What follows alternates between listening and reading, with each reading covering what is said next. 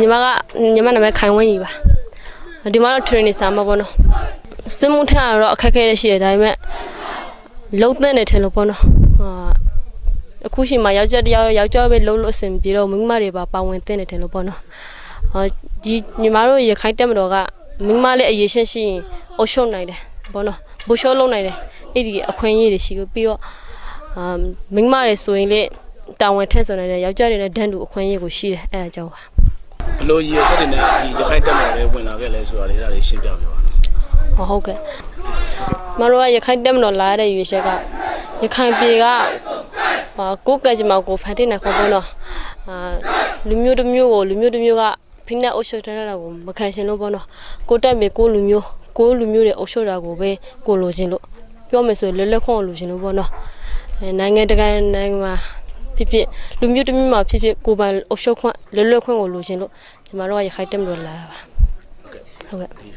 ဝင်လာဘလောက်ကြာတယ်တက်တယ်ဝင်လာတစ်ချက်ဝင်တော့တစ်နှစ်ကျော်ပြီပေါ့ဟုတ်ကဲ့ဘလို့တာဝန်နေထမ်းဆောင်နေပြီအခုတော့ training စာမှာတာဝန်ထမ်းဆောင်နေပါတယ်ဟုတ်ကဲ့ဒီတင်တဲ့ပတ်စဉ်ဆိုဒါဆိုဘယ်နှကြိမ်လောက်ရှိပြီလဲဗျပတ်စဉ်ကတော့နှစ်ပတ်စဉ်လောက်ရှိပြီဟုတ်ကဲ့အရင်တစ်ပတ်စဉ်နဲ့အခုတစ်ပတ်စဉ်နဲ့ပို့ပြီးသူတင်တဲ့လာတက်တာလို့များလာလားအဲ့ဒါလေးရှင်းပြအခုပတ်စဉ်ကတော့လူတော်တော်လေးများတယ်ဆိုတော့သူတွေကဒီအနီးနားလူတွေပေါ့နော်သူတွေကကြတော့ဒီရခိုင်တက်မတော်အနီးနားလူတွေကဆိုတော့သူတို့ရဲ့အသိစိတ်တွေပေါ့နော်ရခိုင်တက်မတော်ကိုဝင်တဲ့တယ်ဘာလို့ဆိုတော့ကိုလူမျိုးရဲ့အဖွေးအစည်းပေါ့နော်ဒီလူတွေကဒီရခိုင်တက်မတော်ကလူတွေကရခိုင်ပြည်လွတ်လပ်ရေးအတွက်အသက်အဝင်ဆွဲပြီးတော့